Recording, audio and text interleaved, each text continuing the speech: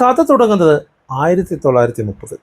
FIFA പ്രസിഡന്റായിരുന്ന Jules റിമെ എന്ന ഒറ്റൊരാളുടെ കഠിന ശ്രമത്തിന്റെ ഫലമായി ചരിത്രത്തിലാദ്യമായി ഫിഫ വേൾഡ് കപ്പിന് അരങ്ങൊരുങ്ങുന്നു. അങ്ങ് ഉറുഗ്വായിൽ വെറും 13 ടീമുകൾ മാത്രമുണ്ടായിരുന്ന ആദ്യ ലോകകപ്പിൽ അർജന്റീനയെ തോൽപ്പിച്ച് ഉറുഗ്വായ് കന്നി ലോകകപ്പ് കിരീടം സ്വന്തമാക്കി. And that was the start of greatest sporting event on earth, FIFA world cup.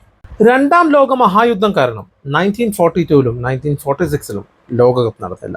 പിന്നീട് 1958-ൽ സ്വീഡനിൽ നടന്ന ആ ലോകകപ്പിലാണ് ഫുട്ബോൾ ലോകത്തെ മാറ്റിമറിച്ച ആ 17-കാരൻ അവതരിക്കുന്നത്, സാക്ഷാൽ പെലെ. പെലെയുടെ കരുത്തിൽ ബ്രസീൽ തങ്ങളുടെ ആദ്യ ലോകകപ്പ് കിരീടം നേടി. The year 1986 belonged to one man, Diego Maradona. The controversial hand of God and the breathtaking goal of the century was born. Maradona single-handedly took Argentina into the World Cup glory. 20-ാം നൂറ്റാണ്ടിന്റെ തുടക്കം സാക്ഷ്യം വഹിച്ചത് European രാജ്യങ്ങളുടെ ശക്തമായ തിരിച്ചുവരവിനാണ്. Italy, Germany, France, Spain തുടങ്ങിയവരെല്ലാം ലോകരാജാക്കന്മാരായി. Then came Qatar 2022. ഫുട്ബോൾ ചരിത്രത്തിലെ ഏറ്റവും മികച്ച ലോകകപ്പായിരുന്നു അത്. ഫൈനലിൽ ഫ്രാൻസും അർജന്റീനയും. ഒടുവിൽ പെനാൾട്ടി ഷൂട്ടൗട്ടിൽ ഫ്രാൻസിനെ തകർത്ത് അർജന്റീന ലോക കിരീടത്തിൽ മുത്തമിട്ടു.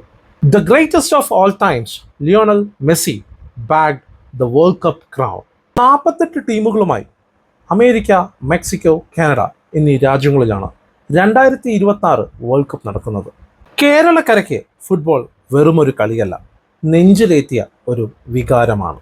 ഓരോ നെഞ്ചെടുപ്പിലും കാൽപന്തിൻ്റെ താളമുള്ള, മൈതാനങ്ങളിൽ ചോരയും നീരും നൽകി സ്നേഹിക്കുന്ന ഒരു ജനതയുടെ പ്രണയം. Every heartbeat, every breath, football is all over.